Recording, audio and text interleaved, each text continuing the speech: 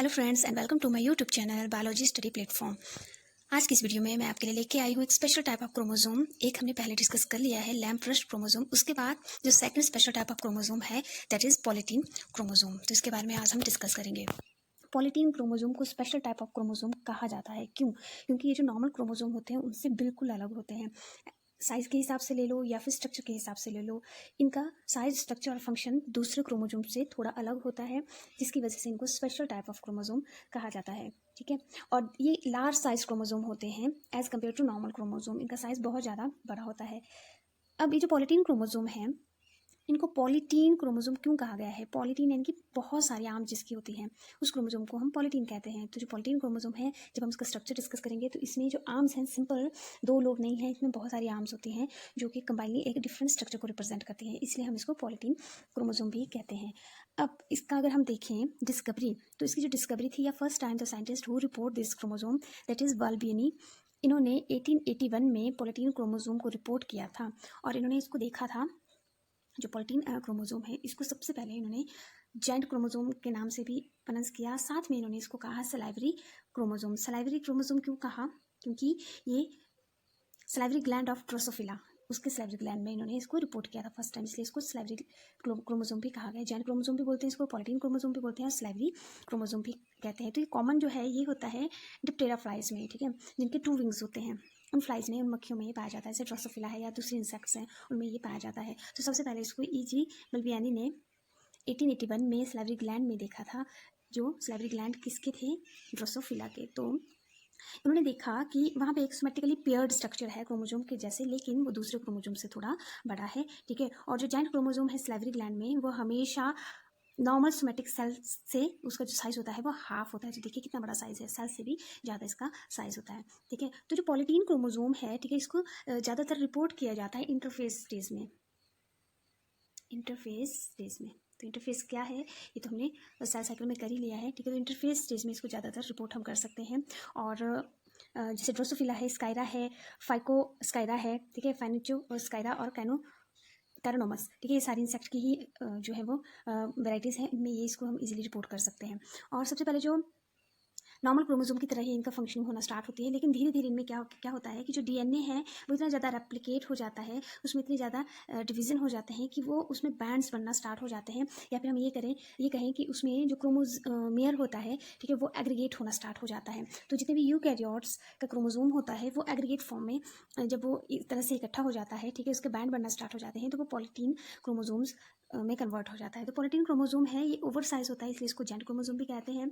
ठीक है, और जो स्टैंडर्ड क्रोमोसोम जो होते हैं वो commonly salivary gland of Drosophila melanogaster में पाए जाते हैं। तो यहाँ पे इसको ज़्यादातर रिपोर्ट किया गया था ड्रोसोफिला मेलानोगैस्टर में, इसीलिए इसको इसके सलाइवा में, इसलिए इसको सलाइवरी क्रोमोसोम भी कहा जाता है। तो नाम कैसे भी करके पूछ लिया जाता है और इसको हम रिपोर्ट करते हैं। जनरली इसको हम ऑब्जर्व कर सकते हैं लाइट माइक्रोस्कोप के अंदर, और इंटरफेस स्टेज में हम इसको इजीली डिटेक्ट कर सकते हैं। अब अगर बात करें हम इसके स्ट्रक्चर की, तो स्ट्रक्चर जो इसका काफ़ी अट्रैक्टिव होता है। अब देखो आप इसमें बहुत सारे आर्म्स इसमें आप देख रहे हैं इसके स्ट्रक्चर में। ओके, अब इस स्ट्रक्चर में देखिए सबसे बीच में तो हमें इसमें क्रोमोसेंटर दिख रहा है। तो क्रोमोसेंटर वो वाला एरिया होता है जिसके साथ जो क्रोमोसोम है उसकी आर्म जो होती है बाइंड होती है सेंटर।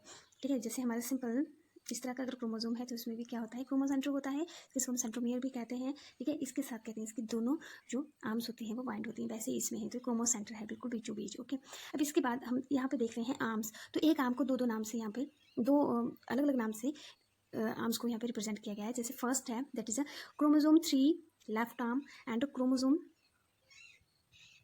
3 right arm. तो यहाँ पे क्रोमोसोम 3 लेफ्ट आर्म भी है, राइट आर्म भी है, क्रोमोसोम 2 लेफ्ट आर्म भी है और क्रोमोसोम 2 ही राइट आर्म भी है। ठीक है, और साथ में एक है क्रोमोसोम एक्स और बीच में है क्रोमोसोम 4। तो टोटल हमारे पास जो आर्म्स होती हैं वो हमारे पास लगभग 5 होती हैं। ठीक है, और लेकिन इनके जो नाम है वो पेयर पेयर में हम इनके नाम जो है वो लेते हैं। जैसे यहाँ पे chromosome left arm, chromosome 2 right arm है। तो मैं आपको यहाँ पे कन्फ्यूज़न बहुत ज़्यादा होता है। एक्चुअली ये एक आर्म है और ये दूसरा क्रोमोसोम की आर्म है। ये दोनों फर्स्ट और सेकंड क्रोमोसोम की आर्म जो होती हैं ये बनाती हैं क्रोमोसोम 2। वैसे ही क्रोमोसोम 3 और क्रोमोसोम 4 की जो आर्म है ये इकट्ठा बनाते हैं क्रोमोसोम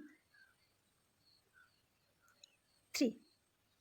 ठीक है, तो इसमें अभी हमारे पास क्रोमोसोम 2 भी हो गया क्रोमोसोम 3 भी होगा। अब यहाँ पे ये मत सोचना कि क्रोमोसोम फर्स्ट आर्म तो है नहीं, एक्चुअली क्रोमोसोम फर्स्ट और सेकंड की जो आर्म है वो दोनों ही क्रोमोसोम C2 को बनाती हैं, और वैसे ही क्रोमोसोम 3 और 4 की जो आर्म है वो क्रोमोसोम 3 को बना रही है। इसके अलावा हमारे पास आर्म्स बच जाते हैं, दैट इज़ अ क्रोमोसोम 4। ये है हमारे पास यहाँ पे क्रोमोसोम 4, और साथ में यहाँ पे एक और आर्म है जिसको हम बोलते हैं क्रोमोसोम एक्स इसका नाम है, लेकिन एक्चुअल में ये 5th आर्म होती है पॉलीटीन क्रोमोसोम की, ठीक है। तो यहाँ पे बिल्कुल जो क्रोमोसोम 4 है वो बिल्कुल डॉट लाइक स्ट्रक्चर होता है, ये बहुत छोटा स्ट्रक्चर हमें यहाँ पे दिखता है। तो ये सारे आर्म्स होती हैं इसकी, और इन आर्म्स में बैंड और इंटरबैंड भी होते हैं, जैसे आपको यहाँ पे डार्क और लाइट लाइन्स दिख रही हैं, इस तरह से लाइन्स दिख रही हैं इनमें, ये वाली, ठीक है। तो ये क्या है, बैंड और इंटरबैंड है, तो इनको हम अभी डिस्कस करेंगे। तो आपको आर्म्स का पता चला कि जो क्रोमोसोम है इसमें क्रोमोसोम 2 लेफ्ट भी होगा, राइट भी होगा, और क्रोमोसोम 3 लेफ्ट आर्म भी होगी और राइट आर्म भी होगी, लेकिन क्रोमोसोम 2 की लेफ्ट वो फर्स्ट क्रोमोसोम की आर्म है और दूसरी है, तो ये दोनों बनाती है क्रोमोसोम 2। 3 और 4 जो आर्म है वो बनाती है क्रोमोसोम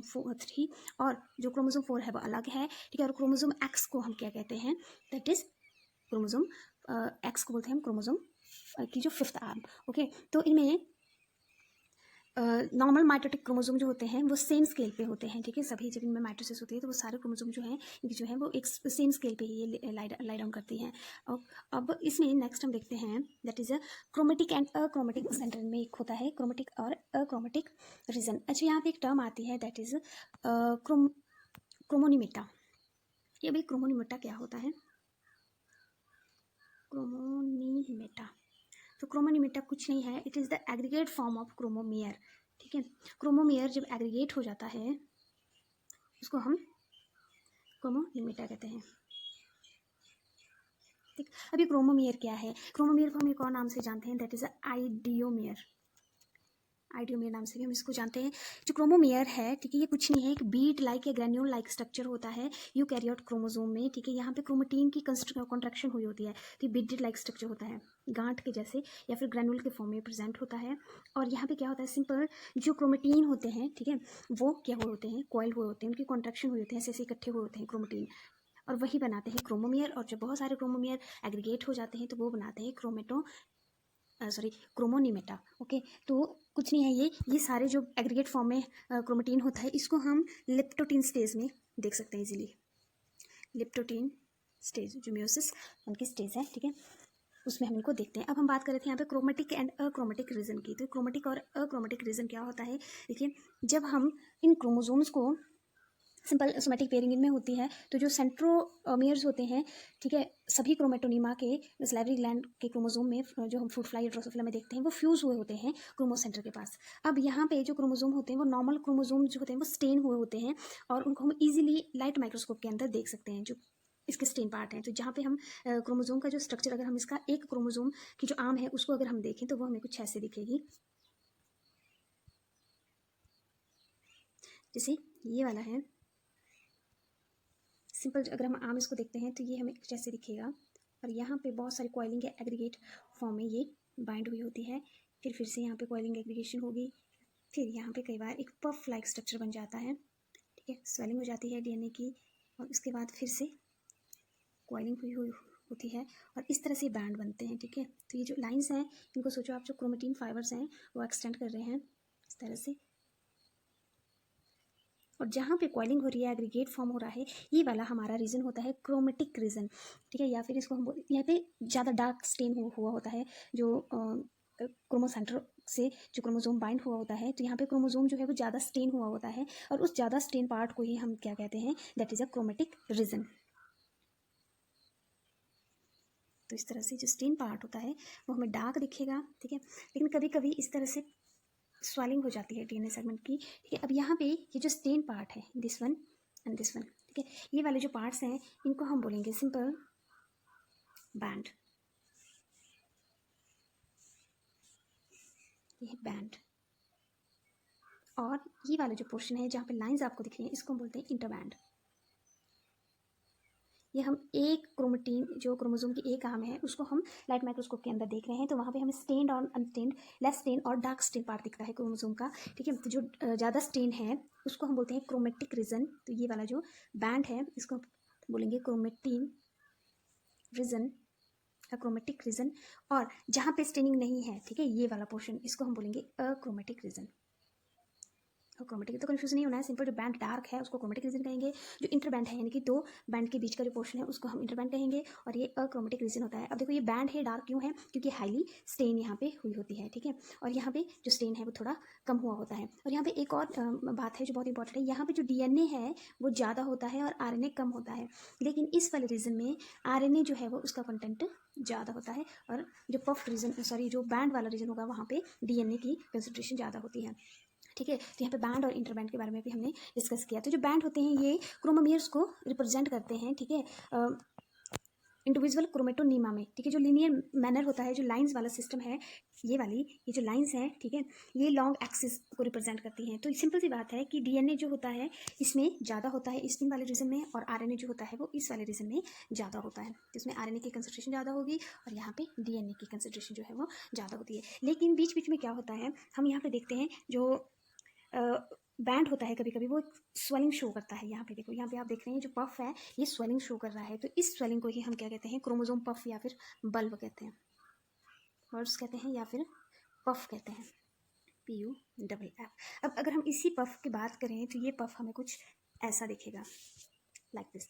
तो ये जो पफ है, ठीक है, यहाँ पे हम बैंड भी देख रहे हैं, इंटरबैंड भी देख रहे हैं, ठीक है, ये हमें इंटरबैंड दिख रहा है अभी, ठीक है, और ये बैंड दिख रहा है जिसको हम डार्क बैंड कहते हैं। अब क्रोमोनिमेटा है, तो क्रोमोनिमेटा हमने सिंपल पढ़ा, जहाँ पे क्या होता है, बहुत सारे जो क्रोमोमियर होते हैं वो एग्रीगेट होते हैं, और जो क्रोमोमियर होते हैं वो क्या होते हैं, सिंपल बीड लाइक स्ट्रक्चर होता है, यानी कि वहाँ पे क्रोमेटीन जो है वो कॉन्ट्रैक्ट हुई होती है, ठीक है, बहुत सारी क्रोमेटीन इकट्ठी हुई होती है, वो बनाते हैं क्रोमोमियर, और क्रोमोमियर जब वो खूब सारे इकट्ठे हो जाते हैं वो बनाते हैं क्रोमोनिमेटा। अब यहाँ पे इनर बैंड भी दिख रहा है हमें, डार्क बैंड भी दिख रहा है, तो ये दोनों बैंड जब दिख रहे हैं यहाँ पे, जब हमने कहीं कहीं डीएनए जो है वो पफ फॉर्म में अरेंज हो जाता है, तो उसको हम बोलते हैं बाल्बिनी रिंग बोलते हैं, ठीक है, या फिर पफ बोलते हैं। तो ये बनाता है बाल्बिनी रिंग। अब इस बाल्बिनी रिंग में सिंपल क्या होता है, अनकॉइल्ड एक्टिव डीएनए स्टैंड होता है, एक्टिव डीएनए इसमें प्रेजेंट होता है, ठीक है। इसका मेन काम क्या होता है, ये आरएनए को ट्रांसक्राइब करता है, आरएनए को ट्रांसक्राइब करेगा, इसलिए पफ यहाँ पे जरूरी होता है। तो आई होप आपको यहाँ तक समझ आया होगा। अब इसके हम फंक्शन कर लेते हैं। तो इंपॉर्टेंस क्या है पॉलीटीन क्रोमोसोम की, इंपॉर्टेंस सिंपल इसका यही है कि एक तो स्पेशल टाइप ऑफ क्रोमोसोम है, और इसमें क्या होता है, जो पॉलीटेनी अराइज होती है टिश्यूज़ में, ठीक है, ऑर्गन में और डेवलपमेंट स्टेज में, तो हमारे लिए रैपिड डेवलपमेंट कैसे हो रही है किसी भी ऑर्गन की वो स्टडी करना ईजी हो जाता है। दूसरा, जो ऑर्गन्स होते हैं, ठीक है, उनमें जो सेल्स होते हैं विद पॉलीटीन क्रोमोसोम, उनमें क्या होता है, एक सिक्रेटरी फंक्शन होता है जो कि रैपिड ग्रोथ के लिए बहुत ज़्यादा इंपॉर्टेंट होता है। तो हम उनके फंक्शन को भी, और सिक्रेशन किस तरह से होता है उन पर्टिकुलर सेल्स में, ठीक है, जहाँ पे पॉलीटीन क्रोमोसोम अराइज होते हैं, उसको भी हम इजीली डिटेक्ट कर सकते हैं। इसके बाद जो ऑर्गेनिज्म है वो एनर्जी को कंजर्व करते हैं जब डेवलपमेंट होती है, और साथ में जो डीएनए कंटेंट होता है वो भी इंक्रीज होता है। तो जब डीएनए ज़्यादा होगा तो आपको पता है वहाँ पर फंक्शनिंग भी ज़्यादा होगी, और डेवलपमेंट भी ज़्यादा होगी, और सेल डिवीजन भी ज़्यादा होगा, रेप्लिकेशन ज़्यादा होगी, ठीक है, हर काम जो है वहाँ पे, हर फंक्शन जो होगा वहाँ पे वो एक्टिव होगा, ठीक है। तो सिंपल एनर्जी और टाइम को ये पॉलीटीन क्रोमोसोम बचाते हैं। अदरवाइज क्रोमोसोम को बहुत ज़्यादा फंक्शन करना पड़ता है, लेकिन यहाँ पे पफ होते हैं, वहाँ पे मोर एक्टिव जो नॉन कॉइल और मोर एक्टिव डीएनए होता है, तो वो कंपैरिजन में फास्ट डेवलपमेंट करता है और एनर्जी और टाइम को भी सेव करता है बाकी सेल्स पे, जो ऑर्गेनेल्स हैं या बाकी जो क्रोमोसोम हैं उनकी। तो पॉलीटीन क्रोमोसोम के बहुत ज़्यादा है, साथ में इससे हम डिफरेंट जो क्रोमोसोम है उनके स्ट्रक्चर को भी हम इजीली डिस्कस कर सकते हैं। तो ये था पॉलीटीन क्रोमोसोम के बारे में। आई होप आपको ये लेक्चर पसंद आया होगा, और आपके लिए ये वाला लेक्चर बहुत ज़्यादा इंपॉर्टेंट होने वाला है। और यहाँ से डायरेक्ट इनडायरेक्ट वे में क्वेश्चन कई बार पूछ लिया जाता है। स्पेशल टाइप ऑफ क्रोमोसोम को लेकर ही क्वेश्चन पूछते हैं वैसे तो, और इसकी डिस्कवरी से रिलेटेड पूछते हैं, और ये कहाँ डिस्कवर हुआ था, स्लाइवरी ग्लैंड में हुआ था, किसके, फ्लाइज के, ठीक है, दैट इज अ ड्रोसोफिला उसमें। और हाँ, एक इंपॉर्टेंट चीज़ यहाँ पे रह जाती है कि मेनली जब हम इसको स्टडी करते हैं, अगर प्लांट्स में, अगर हमने प्लांट्स छोड़ दिया, हमने प्लांट्स में हम इसको ईजिली देख पाते हैं, क्योंकि हमें पता है ये यूकैरियोट्स में ही ज़्यादा प्रेजेंट होता है पॉलीटीन क्रोमोसोम। तो प्लांट्स में हम देखते हैं इसको, एम्ब्रियो सैक के जो एंटीपोडल सेल होते हैं, एंटीपोडल सेल्स होते हैं एम्ब्रियो सैक के, उसमें हम इनको इजीली डिटेक्ट कर सकते हैं। और जो सस्पेंसर सेल होते हैं एम्ब्रियो सैक के, वहाँ पे हम इनको डिटेक्ट कर सकते हैं। तो प्लांट में एंटीपोडल सेल और सस्पेंसर सेल एम्ब्रियो सैक के, वहाँ पे हम इनको देख सकते हैं। और एंडोस्पर्म जो सेल होते हैं उनमें हम इनको रिपोर्ट करते हैं, ठीक है। और बाकी एनिमल्स का तो हमें पता ही है। और पॉलीटीन क्रोमोसोम को पॉलीटीन नाम किसने दिया है, that is a Koller. Koller एक साइंटिस्ट थे, इन्होंने इसको पॉलीटीन नाम दिया था, यानी कि इसकी बहुत सारी क्या होती हैं, आर्म्स होती हैं, ठीक है, और बहुत ज़्यादा इसमें कंस्ट्रक्शन होती है, इसलिए इसको पॉलीटीन कहा जाता है। तो ये this is all about this chromosome. Thank you and